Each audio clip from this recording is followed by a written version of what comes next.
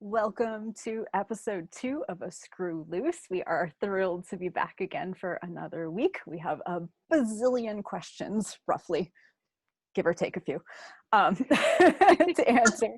And I realized that in episode 1, I didn't actually introduce any of us. So I would like to do that today, starting with Kim Jurins, who hails from Kimberly Jurins Woodwind Repair in Canada. Land of the civilized. And we also have Adam Petrie of Petrie Piccolos in Georgia, and Rachel Simon, the flute mechanic, who comes from Pennsylvania, and myself, Sarah Stockton of Boundless Flute in Connecticut.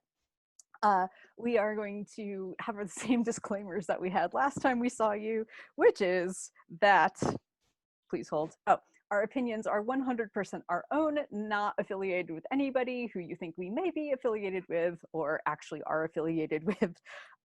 We all have completely different views sometimes on some things, which is a good thing. It's kind of why we all like to bounce ideas off of each other and why we get along so well and why we learn from each other so much. And we reserve the right to change our minds about anything that we say as soon as next week. Because we're always learning and we're always getting better at this. And when we change our minds, we'll let you know. And last but not least, use this info at your own risk. So we try to give disclaimers as we go, but yeah, if I think last week I said, if you melt a piccolo, don't blame us. That still applies. Yes, still don't melt a piccolo. Yeah, that's not my problem. We won't change our minds on that one. We probably won't change our minds on that one. No. All right, cool. All right, should we dive right in? Yeah. Okay, so the way that we do this, for those of you who didn't catch our first episode, is that I have 4 loose screws. They are color coded. I will roll the screws. I will see which color falls out first, and that will determine the order that we answer our questions in. We each get 30 seconds to do an initial response to each question, so you hear from each of us, and then we have sort of a free-for-all afterward if we feel like we need a free-for-all. All right, so our first question of the evening. This actually came from a few different people. And we thought it was really important to address. And the question is, what steps do I need to take to make sure that my flute is safe to play during the pandemic if I send it out for service or if I'm trialing instruments? So let's see who comes out first. So Rachel, then Kim, then Adam, and then me. Okay. All right, Rachel. Well, the number one thing you can do is not share your flute, because that's the greatest risk factor. And if you do have to share your flute, which is to say, send it out for service, once you get it back, the safest way to make sure that it is 100% okay to play is just to give it time. That's been the only proven thing to reduce risk to the coronavirus. So, well, not the only thing, but that's the easiest thing we can all do. All right, Kim. Adding to Rachel, time's going to be the most important thing. And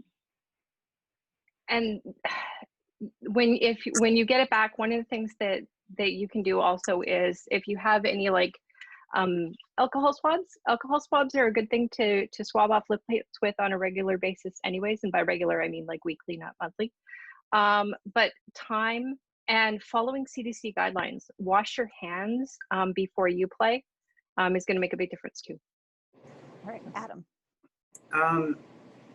The only things I really had to add to that is, if you're sending out anything that's wood and getting that back, don't use alcohol on anything that's wood, because it strips the oil out of the material, and that can slowly degrade the material over time. The only other thing I have to add to that is, time really is your best friend. And a lot of companies are going out of their way to use extra measures to make things are safe on their end. But that it's important that certain words like sterilize and sanitize have certain meanings with medical institutions like the FDA and the CDC. So just use time as your best method for prevention in that way. Okay, so I it's important to understand how this virus works when you're choosing a strategy to help keep yourself safe. So surprisingly, as deadly as it is once someone is infected, it's really easy to kill when it's outside the human body. So what you need to understand is that the virus is basically like some DNA particles wrapped up in a little fat pocket. If that fat pocket dries out, the virus dies. So that's why when you see studies, it says, oh, can only live for like a day on cardboard, but it can live up to 7 days on a metal surface. It's because the metal surface slows the evaporation of that fat layer versus cardboard or cloth will absorb it. I'm over. Do you guys mind if I keep going? This Keep was worth going. going over for. Go for it. Okay. Go It's for very it. important. Okay, so you have a couple of different ways that you can destroy this little fat layer, right? So one of them is the alcohol that my colleagues mentioned. That's going to instantly, well, not instantly. So 70% alcohol has enough water in it that it slows down the evaporation of the water and allows the alcohol to break down that fat layer of the virus. So if you spray with alcohol or wipe with the alcohol wipe, let it stay wet for like 30 seconds, and that will allow the alcohol time to break down that fat layer on the virus. Time also works. So most of the virus dies off within like 24 hours. They found it up to 7 days later on metal surfaces, but you have to understand that the virus, you know, if you start out with this much virus, after 24 hours, you've got this much left. After another day, you've got this much left. It dies off exponentially. So most people now are working with like a 3-day quarantine period, because after 3 days, there's pretty much not enough left to get you sick. The other thing to understand is that the way that you get sick is by inhaling it into your respiratory system or like ingesting it, like getting in your mucous membranes. On a flute, most of us don't play a flute by sticking the whole thing in our mouths or like licking the pads. So I'm not going to say nobody. I mean, I don't. Sorry to interrupt. I have taken human teeth marks out of a head joint before, but that was a one-time. Yeah. Only one. So like I said, never say never. But if you understand how the virus works, that the viral load is it's pretty easy to kill with alcohol. It's not, you need to inhale it. So if you wipe off all of the metal surfaces on a flute and you wash your hands and you play that flute in a normal manner and you don't like lick your hands or lick the inside of your head joint, the chances that you're going to catch anything is very, very slim. So this is where science is on our side, and we can use what we know about the virus and how it behaves to our advantage, and take the safety precautions, but don't not try instruments because you're afraid, and don't not send your flute out for service that it needs because you're afraid. It plays by the rules. So as long as we understand those rules, we're all in good hands.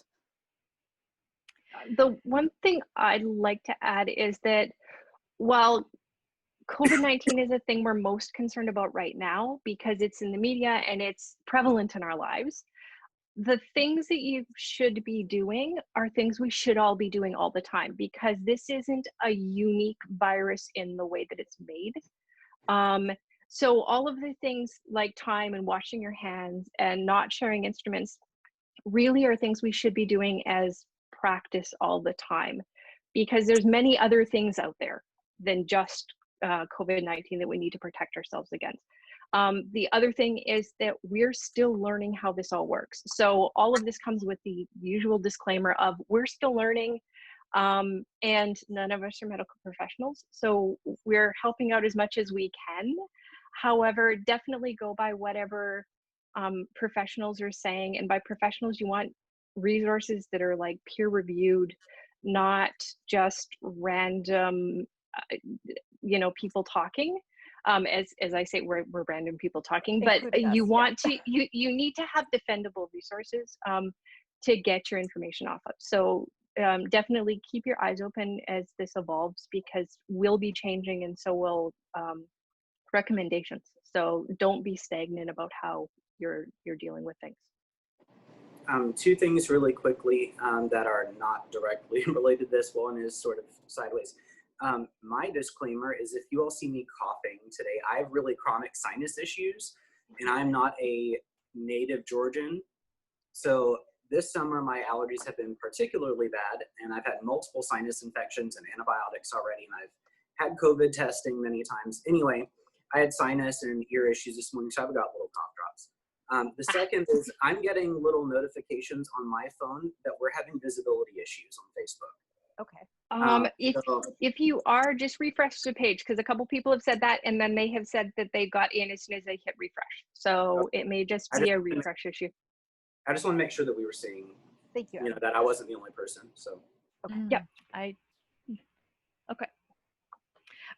Okay. I only have one more thing to add to the to instrument safety for this pandemic, but if you alcohol is useful to use, but just be cautious if you're getting it out of the bottle and, like, you know, dumping it onto a tissue and just slathering it all of it, especially if you have any play in your keys and you are using 70% alcohol with some water content, that if that gets in your mechanism, you don't want it to rust stuff. So the best thing you could do is just try to not get yourself into situations where you frequently have to do that. And if you're not sharing your instrument, and, you know, if it goes out on trial, or if you're playing flutes on trial, they've already taken care of that.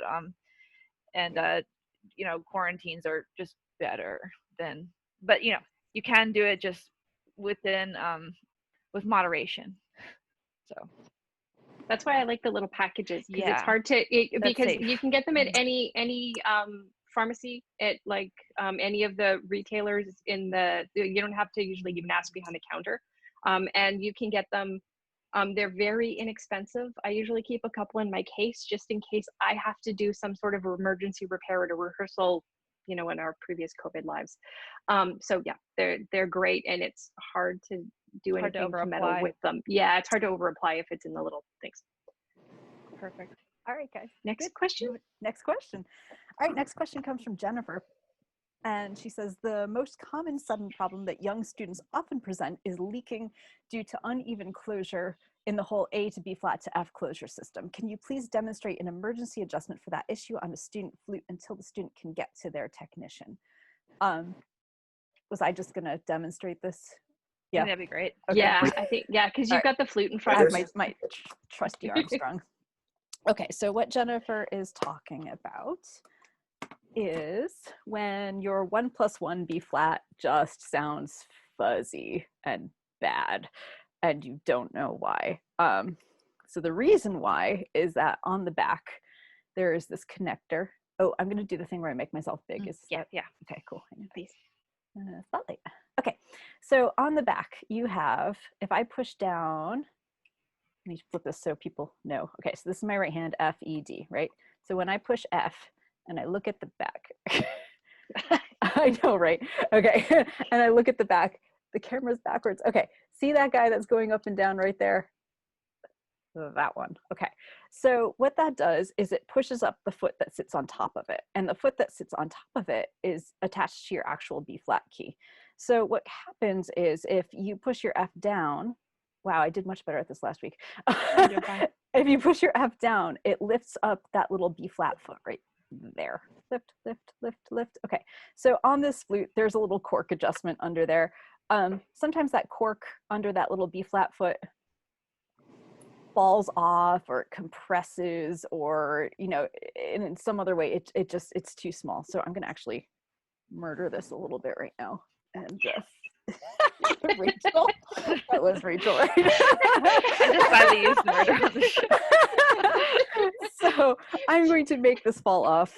Let me manipulate this a little. Let me manipulate. There we go. Yeah. Okay, there we go. Okay, so now, oh no, my cork is gone.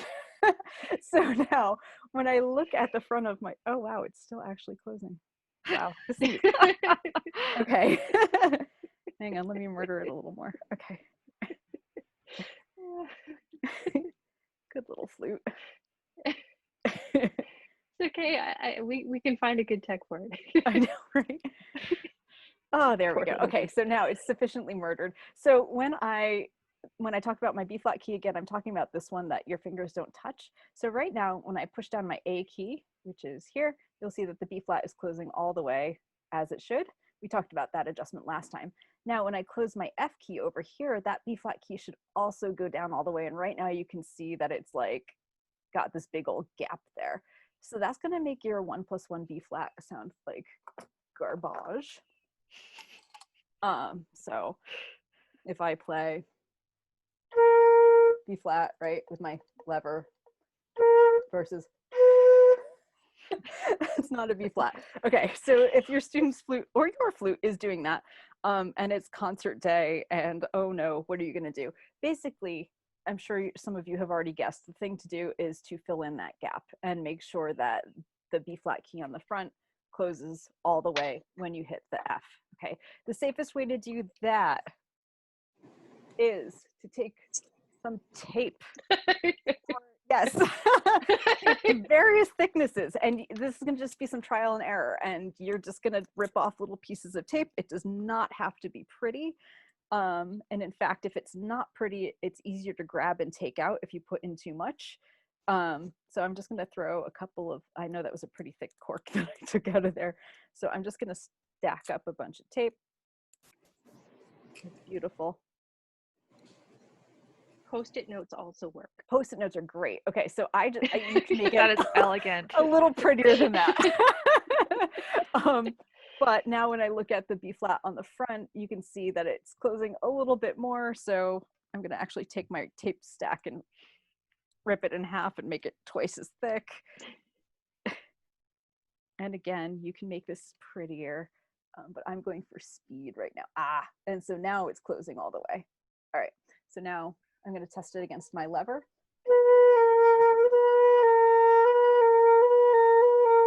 Okay, it's great, except we want to make sure that we didn't stack up too much tape back there, because if you stack up too much tape back there, then your F doesn't go down all the way. So I'm going to look at the F. That actually doesn't look bad. So I'm going to do this just by listening.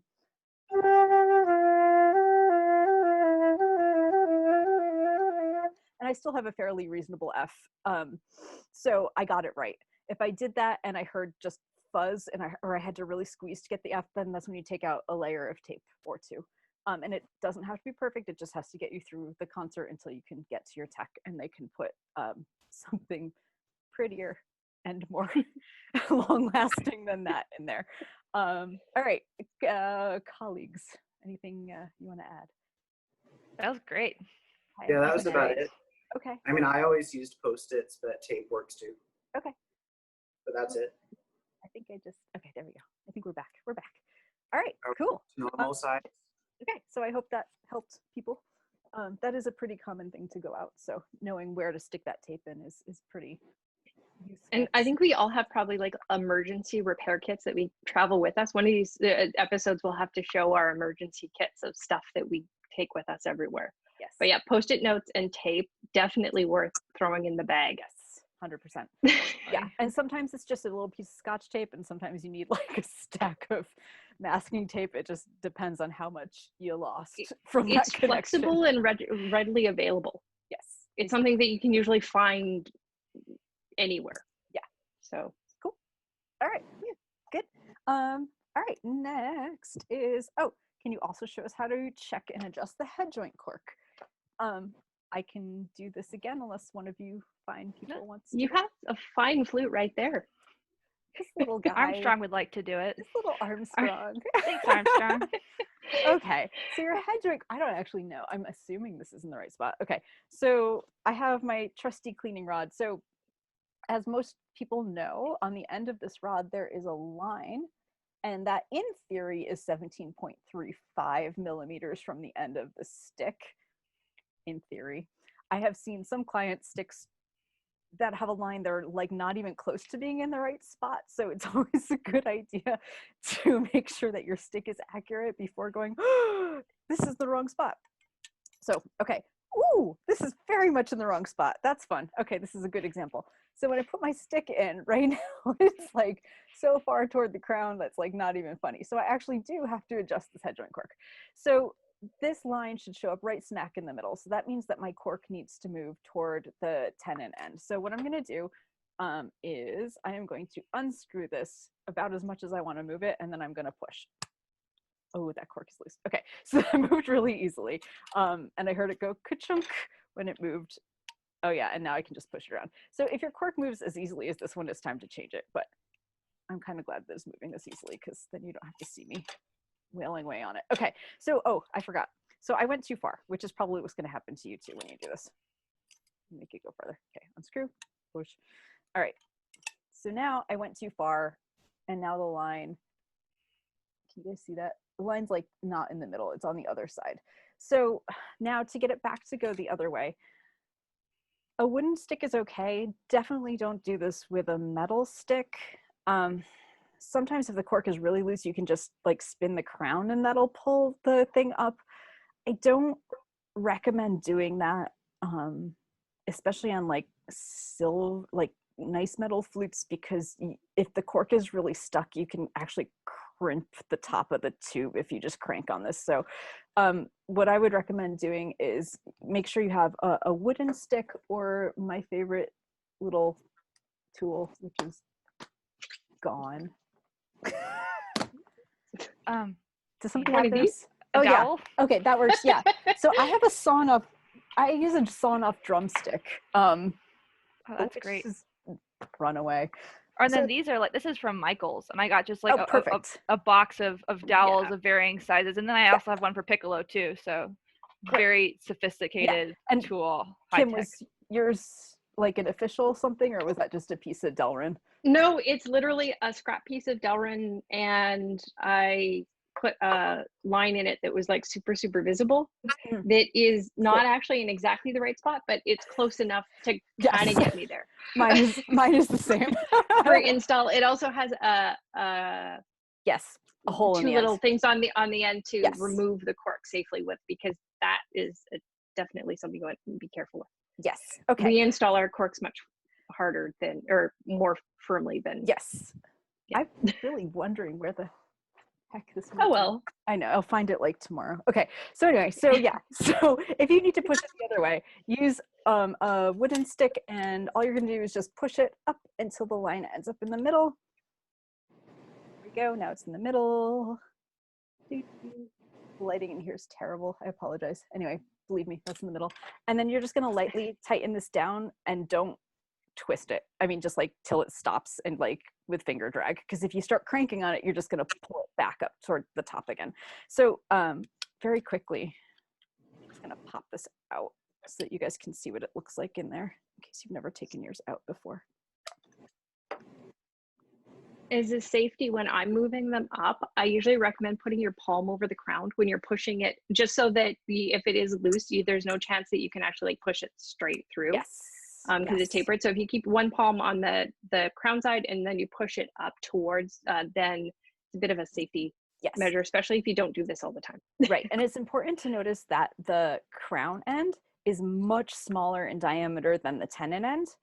And sometimes, okay, like this flute, I could fit both of those metal discs through the skinny end, but on some flutes, the metal part is actually larger than the end of the flute. And so if you try to shove the cork out through the top, you're going to expand the top of your head joint. And that's not pretty.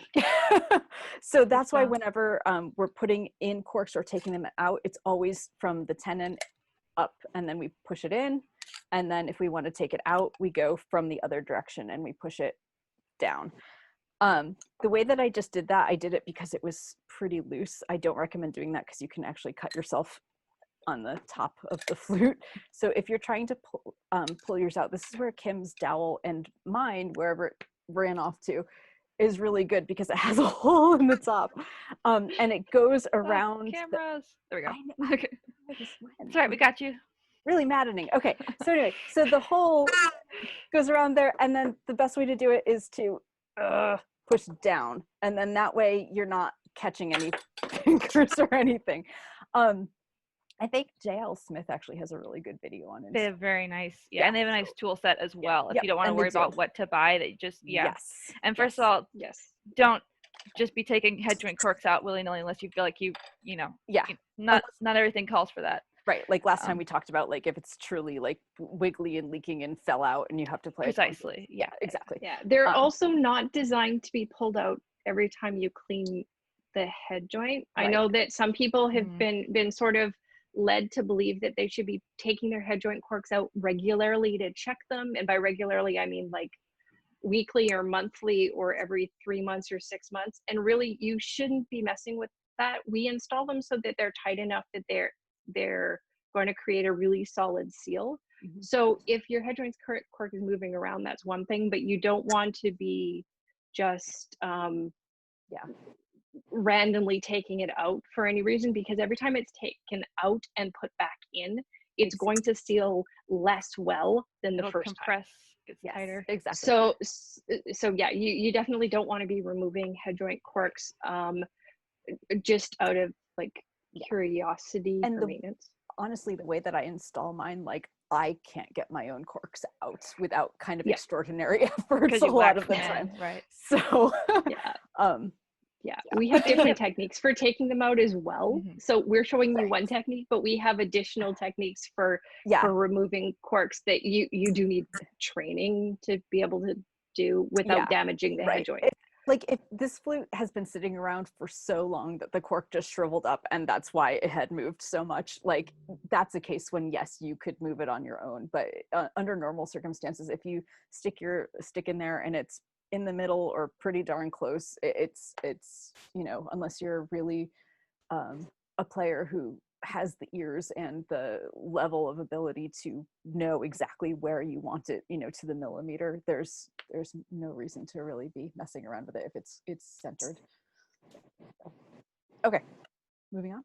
Oh, can I add two things that are just very important, or else I wouldn't? Yes. Okay. If you're moving your head joint cork around because you know you've noticed it's in the wrong place and you maybe need to like push it up or something, don't grab it around the lip plate because this is a soldered joint and you don't need to put excess strain on that joint. And then secondly, we also talked about how swab sticks can not always be trusted, and that's so true. But different manufacturers have varying cork positions. They're not all the same. So if you have the one that originally came with your flute and has like, you know, the company brand name on it, I would use that as a starting point for sure. If you're not sure that you have your original swab stick, you know, check that with your technician or the flute maker to make sure that you got the right thing, because things could get really out of whack otherwise. Yeah, and that's especially important for piccolos. Yes. Oh my Adam, goodness. do you want to talk None a of little those bit things about are the same. piccolo head joint marks? I mean, to make it pretty simple, with piccolos, you really have to pay attention to the swab that specifically comes with your instrument that is branded for it, just because most piccolos that have a conical body and a cylindrical head joint, they have varying bore diameters, meaning the inside itself is different sizes. So I've seen everything from like 10.6 millimeters up to 11.2, and that changes like the cubic volume of the head joint. So the head cork position is really specific to the maker in that regard, just because you have that variable of the bore size, but then you also have all of the math that involves, you know, where the center of tone holes are relative to blah, blah, blah. It goes on and on. It's a whole lot of math that I'm really bad at. I figured it out. But yeah, trust your swab stick on piccolos if it is the original one that comes there. If you lose it, contact the company or contact, you know, someone that's an authorized technician for that maker and ask what position, you know, if you are playing around with it. But with piccolos, for the most part, leave it alone. You can cause a lot of trouble. Yes. So. Indeed. We have master lists that we've compiled over the years, and I think we're up to something like 8 different head joint cork placements for piccolos, drastically different ones. So yeah, it really is very specific to manufacturers. There is no such thing as a generic number for piccolo. That's the other thing is there's if you pick up a cleaning rod for a flute in a music store, they're all going to be fairly close to what you actually need. If you pick up a generic piccolo cleaning swab in a retail store, assume the number is wrong. Assume it's irrelevant, because the chances of it actually being correct for any given piccolo is so small that assume it is a cleaning rod only, and the little line on the bottom is decorative. Yes. So I have three piccolo swabs right here. and I don't know if you can see all three of those lines are in completely different spots. Like that one's really tall. I know this is, oh, there we go. Oh, think I see it now. Right? There we go. Yeah. Those are all completely different. Okay. Yeah. So, yeah, make sure you know which one is which. Okay. Should we move on? Yeah. Yes. Okay. Excellent. Okay. Okay. This is, all right. Jeremy asks, how does one get started being a flute technician? What tools are essential to being, and maybe that's supposed to be bring, and where could one find resources or classes? So let's see who's first. All right, blue, that is Kim, Me. and then Rachel, and then moi, and then Adam. In 30 seconds, huh? Oh yeah, I know, right? Yeah, 30 seconds. Here we go. Let's do Go it. right on that. Okay, go for it. There's so many different paths for myself. I started apprenticing at a shop and then went to a formal trade school. But if you're just looking to learn more about it, there are a number of books that are available and a number of tool resources. I mean, having a really good screwdriver and stuff like that is important. But also having a person to talk to is really important, because this is one of those things that looks very intuitive, and it sort of can be, but you can also damage stuff without realizing you're doing that really easily. All right, Rachel. Oh, it's me. Oh, yeah. So how does one get started? And like Kim pointed out, there's a lot of different ways to get started in this. And if you aspire to work on high-end handmade flutes, there's really no linear path. There's not a 1 or 2 step or 3 step path. I mean, it's complex no matter what you do. And the reasons for that, we could honestly do an entire show on by itself. So I won't. But yeah, it's usually complex. Okay. All right. So, I was that band director that everybody feared, with a screwdriver. And I basically got started. I was very fortunate to live in the same town as Joe Bukavicius, who's now the head of quality control for Altus. I don't know how I got that lucky. So anyway, he was nice enough to invite me to his shop a few times. He gave me some catalogs and like the Eric brand manual, and like sent me off to buy eBay clarinets and start torturing those. And I did. Adam. I mean, there is no linear path from being not a technician to being a specialist. For me, it was having a lot of interest and then going to repair school, then going to a woodwind specific job, and then apprenticing in oboe making. And then I just applied those principles to piccolos, and now I do piccolo work mostly. If you're really just trying to get your feet wet, actually a really good indirect way to kind of get started is to take a jewelry class. So that way you can bring prospective people you want to like learn from an example of saying, hey, I have hand skills. Because otherwise you have to pique their interest, and we get this question a lot, and that's a way to show that you're very serious. Yep. Anybody else want to? I mean, I if I could. For some reason, I can't see all 4 of us, so I can't tell whether. Oh, mine. I fixed it. Okay. You did? Yeah. Okay. Technology. I just wanted to add that it takes like a relentless curiosity to do this, and like a sense of perfectionism that is also kind of relentless, and not being able to let stuff go, like really, like you cannot let it go. And so I wasn't joking about the eBay instrument thing. Like I melted some clarinets because I was like, oh, I'm gonna float this pad, and so that's why when our voice of reason Kim recommends not working on your own instrument, Work on your own instrument. that's why you spend $20 on a junk horn from wherever, or you get someone to just donate something that's been gathering dust that is of no value, that's been in their closet, and then yes, take a screwdriver to that sucker and like go for it, and read everything you can. So like I mentioned that like I got handed the Eric Brand manual. There's honestly very little in there that I actually use now. That it's a pretty outdated resource. It was a pretty outdated resource when I started. Right.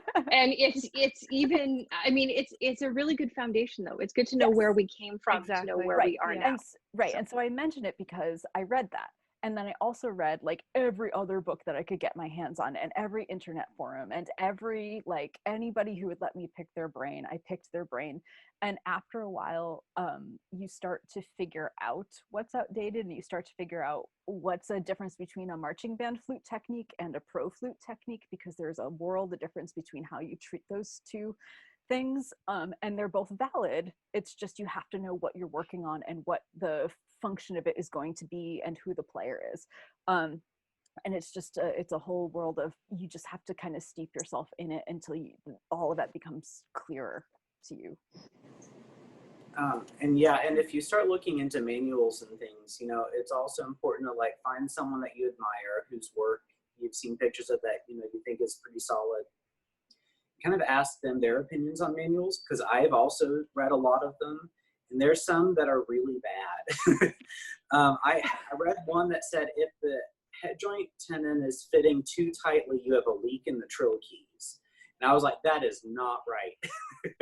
That is not right. That's bad advice. That's what I mistranslated. So it is important. The world's worst typo.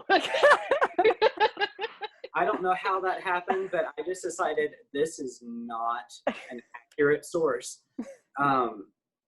So anyway, it's good to kind of like just cross-check, see, is this a valid source? Is this referenced by a lot of people? Or is this, you know, what someone down the street cooked up at 3 a.m, you know, we don't know.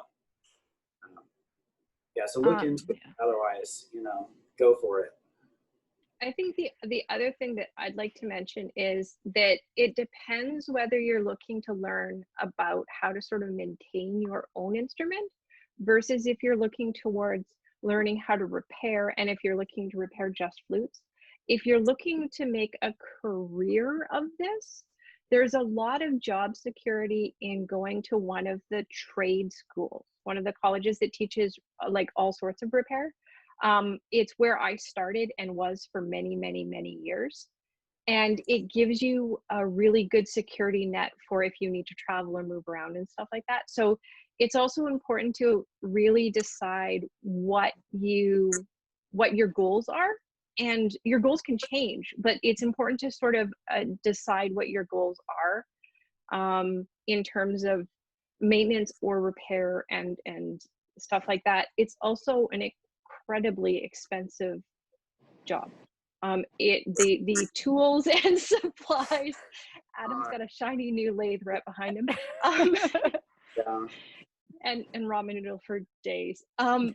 It's an extremly time-consuming job, and it is also an extremely expensive job. I have more than $15,000 worth of pads in my inventory. And it means making a lot of sacrifices. So it's a great job, and we all love our job, but you definitely have to be extremely dedicated and devoted, and being willing to sacrifice some pretty big things to be able to do it. So that, I mean, that's a little heavy, but I do like to mention that because it's important for people to go into things like that with their eyes wide open. So that would be the only thing I'd like to sort of add on that. We talk about that a lot. Yeah, if you're going to pursue it seriously, you have to understand that it is a huge investment of your resources if you want to be self-employed. You know, I don't talk about it very often, but I have almost $80,000 in tools, you know, just because of how expensive it is to get into this stuff. And I've really cut a lot of corners there, you know, just because I didn't want debt, so I paid for all of that cash over the years. But I mean, just like really simple tools, like this is a cutter. specifically for some piccolo work, and that one tool was $800. And I have like little bins and trays like this of just piccolo tone hole tools that it's over $2,000 in that.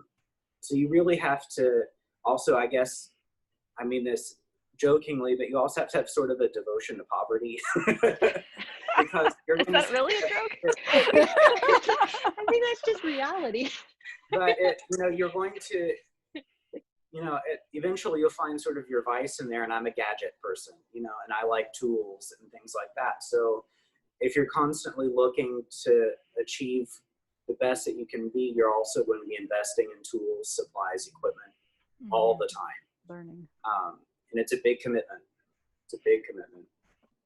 Yeah, and just to tie that all together, the reasons that you would do this are a lot like the reasons that you might decide to become a professional musician. And if you have any experience in the professional music world, that will be helpful, because it's the same sort of thing where you're not doing it for the money. You can't. That's a really bad idea. Don't do it for the money. Do it because you love it, because you have to do it, because it's the reason you exist. That is the reason to get into this line of work. That's the only way that I think you'll find how incredibly fulfilling and joyful it is. It's a privilege, but yeah, it takes sacrifice, and also much like mastering an instrument, mastering, what is that? That's not, who does that? You're learning for the rest of your life, and that's how this work is too. And so that's also the joy for us as well. But just be prepared for that. And also, a couple of those books mentioned, I have right here. I have some props. Yeah. So this is the first book that I ever got. This was my start in flute repair, The Complete Guide to the Flute and Piccolo by Jim Phelan and Lillian Burkhart. And that was the first thing that I ever read. And I literally was just looking at it, and I had my old Jupiter that sacrificed itself to the cause. And I was just looking at it and like, okay, do this now. Do this. And like, if you get like a $25, $50 eBay flute, that is, it's fun to just kind of start digesting some of this. That said, this does go into some advanced topics that either will go over your head or that you really shouldn't be thinking about yet. So another thing that I would add to that, this is an excellent intro book, Servicing the Flute. This is by Jeff Smith. And all these authors, I feel like, need no introduction, but this is a wonderful little reference. It's got great graphics in it, just to introduce you to the different connections on the flute. And if you just kind of want to get your feet wet practicing, or even to see if this is something that appeals to you at all, I would start with this and just get an overview. So yeah, those are two that I recommend, and having gone through them myself. Speaking of neat little books, Rachel and I both early on went through John Landell's repair courses too, and he when you attend one of his classes, he gives you really beautiful those are great. They're in the cupboard. Books. And he does offer just a short weekend class, so if you're interested in just to see what this is all about, and if it's something that you'll totally dig or something that you're just like, okay, that was it's very polarizing usually. Either you love it or you're like, no, I'll pay someone to do this. Exactly. Exactly. So that weekend class is like a great way to see if you have the aptitude and the desire to go further. And like I said, you get a nicely and patience, because sometimes we end up spending, I don't know, who's spent 3 hours getting one pad perfect this week? Only 3 hours? I don't want to talk about it. only all of us. only 3. I was being conservative, so as not to like scare people. No, scare them. So yeah, and we're going to go into more on this in future. Part of what we want to accomplish with this show is we really want to help introduce people that are interested in this work. So there's more coming. But that's like, we're just glazing, touching the surface here. Yes. So, should we move on? Yeah. Yes. We only have 15 minutes left, guys. Oh gosh. Okay. I know, right? Pick good one. Pick one. So I think we kind of glossed over Joseph's question, which is the next, which is, would you recommend average people disassembling and reassembling their instrument as a way to understand how it works and how to get comfortable with it? We sort of touched on that. I would say, do we just want to kind of quick say, like, get a cheapy thing and do it to that and not do it to your own? Yeah. Okay. Right. Definitely pick up something. It doesn't have to have a whole ton of potential. Just pick up something that you can take screws out and put in. But yeah, I would definitely avoid doing it to your own instrument, because if it's obvious. a cheapy thing that, well, if it's a cheapy thing and something goes wrong, it doesn't matter. Doesn't matter. Which gives you a lot more learning curve ability than if it's something that you need to ever play. True. So if you truly want to learn about it, yeah, cheapy, garage sale, something, eBay. And we also sort of covered Beth's question, which was, do you have a book or class that you would recommend to make flute adjustments? So we went over that. Good. Okay, Jonathan's question, is there any reason to install one kind of pad versus another in a particular flute? I love that question. This is such a great question. Okay, so I'm gonna roll the dice. We got blue. That's Kim. Okay. That's me. And then me. And then Rachel. Adam, I'm sorry you're last again. It's not personal. Sorry. It's okay. Okay. All right. Yes. Not all flutes are capable of having, nor should they have, every type of pad. Student flutes, you definitely want a softer pad because they're built specifically for that.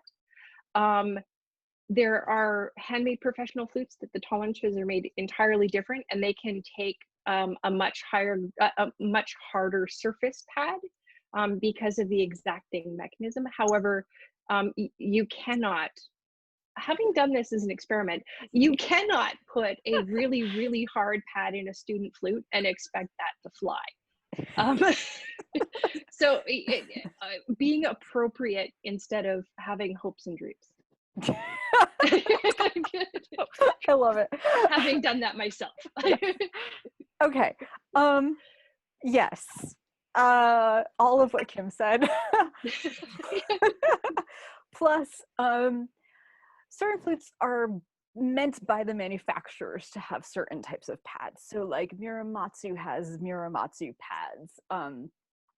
Certain professional flutes are made to have woven felt pads, which a lot of people think of as a student pad, but it's not necessarily when used in the application. It's a big part of why that flute sounds like that flute. That's Well, and to expand on that, Rachel. don't worry, I'll finish it for you. Thanks. So to expand on that, especially if you're using if you love your flute just the way it is when you bought it and you're using the original head joint, keep in mind that head joint, when they're cutting those head joints and making them by hand in the factory, they're designing them to work with the acoustics of that pad. So I mean, you can change pads, and it'll just know that it'll be very different. It won't be the flute necessarily, depending on what kind of pad you're using, because it was cut to work with a certain kind of pad. So I mean, yeah, worth noting. Do I have more seconds? You did, but not anymore. Okay. All right. Take it away, Adam. We can come back. Adam. All I really want to add to that is being appropriate will also change your experience of how that instrument behaves in your hands. Because if you look at a flute that's from like the 50s, 60s, 70s, those were designed to have thicker, softer felt pads, whereas a lot of modern flutes have synthetic or much harder pads. And flute technology and manufacturing has gotten a lot better, so keys are a lot harder now. So they can sustain those really tight margins of error, whereas some of the older instruments had that forgiveness built in. Yep. I just want to, however, there are always exceptions, and the only way to know is to have your flute tech dissect the flute and really look at all of the factors that we weigh when we make a decision. So like, I just put Straubinger pads in a nearly 100-year-old Haynes piccolo, and it's like heaven. It's so good, right? But I didn't make that decision until after I had looked at the mechanism and the tone holes and like the whole how the piccolo works, and went, okay, I think that this is going to be able to support a hard pad. I think that the mechanism is stable enough. The wood looks really, really good. I don't think it's going to move. I feel comfortable doing this. So that piccolo was designed for soft woven felt pads of a kind of felt that we no longer can get because it's poison. Right. Yes, they used to have is a jump in. they Yeah. used to have mercury in them, which is where we got that phrase, the Mad Hatter, because of the mercury that was used in felt. Of course, we can't get felt with mercury anymore. Which is good. Darn. Which is good, but it also means that the really, really old pads would take an impression and it would stay in a very different way. And it's no longer able or relevant. So yeah. I'm not putting mercury in your, not even for an extra charge. No. No. It's no longer an option, folks. So, but yeah, so that's why a modern felt pad job, it does take a very high degree of skill to do that with precision, because we're not dealing with something that wants to stay the same at all. And it's not necessarily, some people think that it's like a goal to have really expensive, fancy pads in their flute. And that supersedes the what the flute was designed for.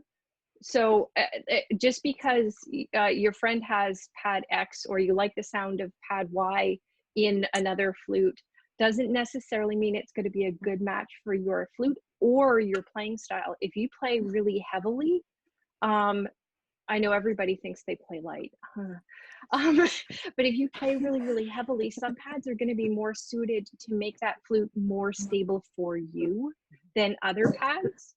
And we always want to have a flute that works the best for you. And sometimes that means making pad choices that are different than the person that sits in the orchestra or the band or the flute choir next to you, because it's all about making the right choices for you as a player and that instrument. So that combination is really important.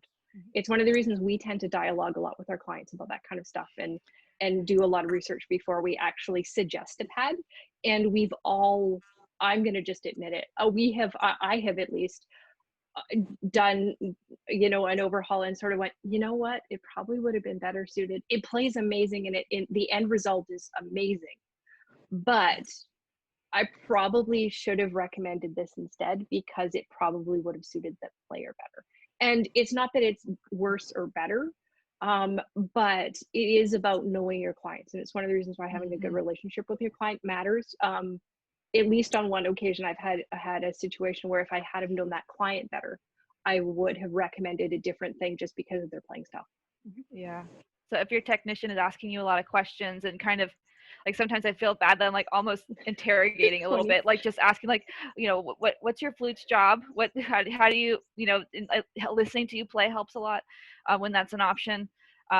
It's just because the more information we have, the better, the more informed our recommendation will be for what's best for you. Because there's also just that the flute informs us what pad choices there are, but you are equally important in that decision. So, yeah. All right, moving on. I think we have time for one more. Yeah. Okay. All right. Let's see. So we sort of did the cork wood piccolo thing. Oh, that's a bunch further down though, right? Because we had I think the stropping of pads, improving the response is the next one. Yeah. Yeah. Do you want to do that one? You want to do that? Or is there one that you wanted to jump to? No, I was just thinking that one of the, sorry to jump in and be out of order. One of the questions was, what do you feel about installing cork pads on an old piccolo? Right. So you're right. That would feed back to what we were sort of saying, is it's really very instrument dependent, and that really is the safest answer for that. Is how do we feel about it? Let me look at the piccolo and I'll tell you how I feel about it. Yes.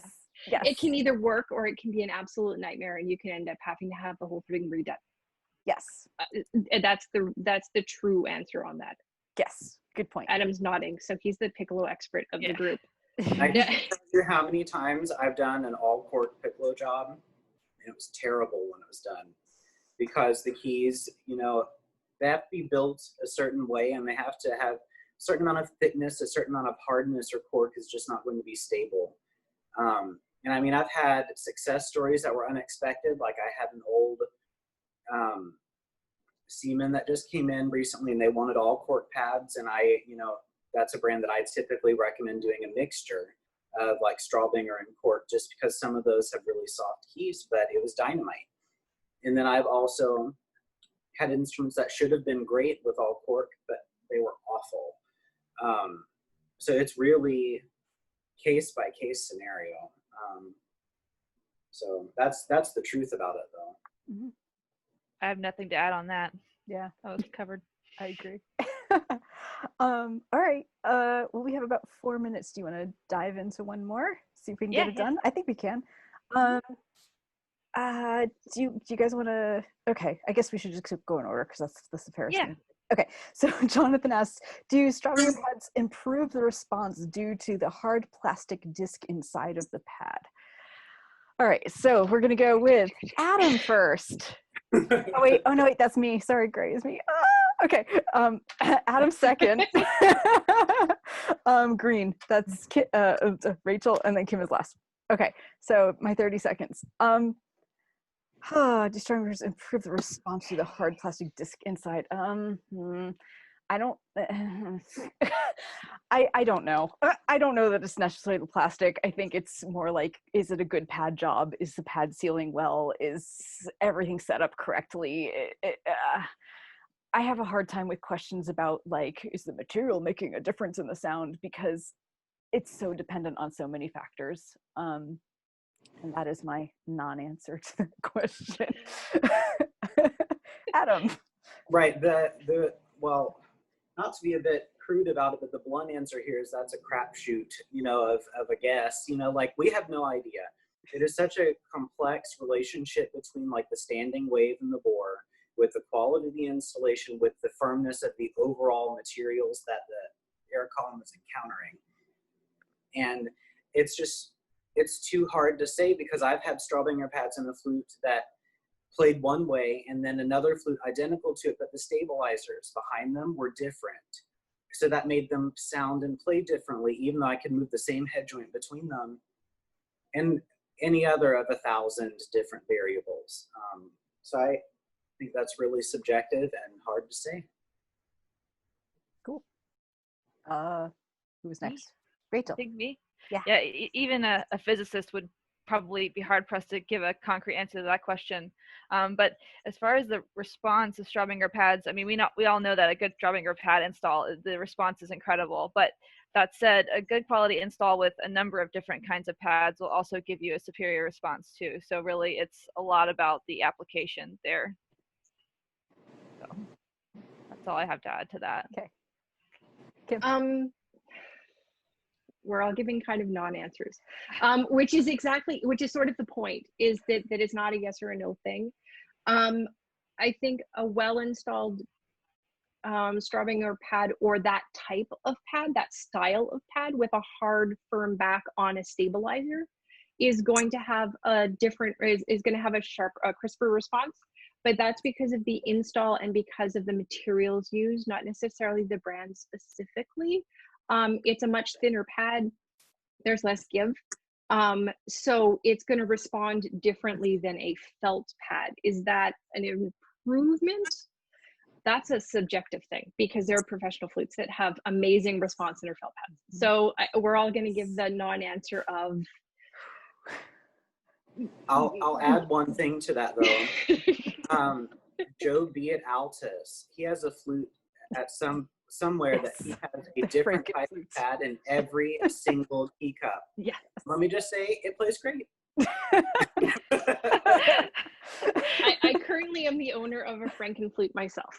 I have 2 different pads in my personal flute because it's the cobbler's child. That is, and I never have time to get it like all converted over to one thing or the other. And honestly, I can't decide which way I want to take it. So if myself as a player and a tech can't decide which way I want to go, that's probably a helpful thing to comment on, just because I think that the biggest thing that's going to improve response is a well-installed pad on your instrument that is appropriate for your instrument. So at the end of the day, that's probably the truest answer we can give. Yeah. I think Do we sort of agree with that one? Yeah. And I think In non-answering the question? yeah, I think, yeah. we seek to only speak the truth here. So even if that is unsatisfactory at times.